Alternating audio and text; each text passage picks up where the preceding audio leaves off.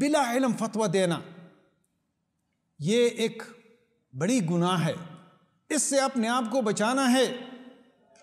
طالب علم کی شیوہ یہ ہیں کہ اگر ان کو کبھی کسی مسئلے کا پتہ نہ ہو تو وہ کہتے ہیں لا ادری لا اعلم، مجھے پتہ نہیں ہے اس مسئلے کا، میں پوچھ کے آپ کو جواب دوں گا۔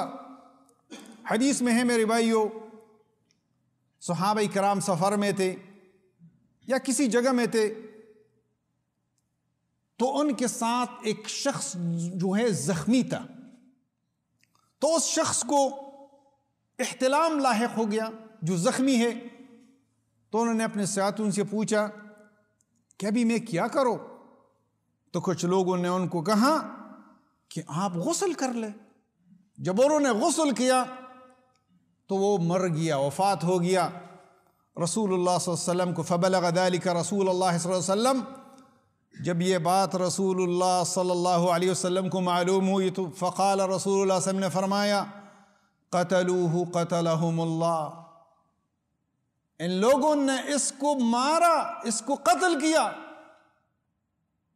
اللہ تعالیٰ ان کو مارے۔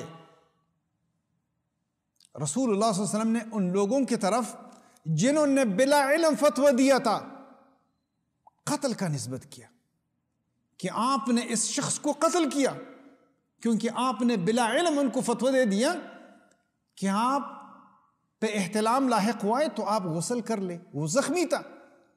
پھر رسول اللہ صلی اللہ علیہ وسلم نے فرمایا الم یکن شفاء العی السؤال، کیا لا علمی کا علاج جو ہے سوال کرنا یا پوچھنا نہیں ہے؟ جب بھی کسی مسئلے کا آپ کو علم نہ ہو تو خبردار کسی بھی مقام میں فتویٰ دینے سے اجتناب کر لے۔ امام مالک بن انس یہ مسلمانوں کا ایک بہت بڑا امام ہے میرے بھائیوں، اس سے 48 مسائل کے بارے میں لوگوں نے پوچھا، 48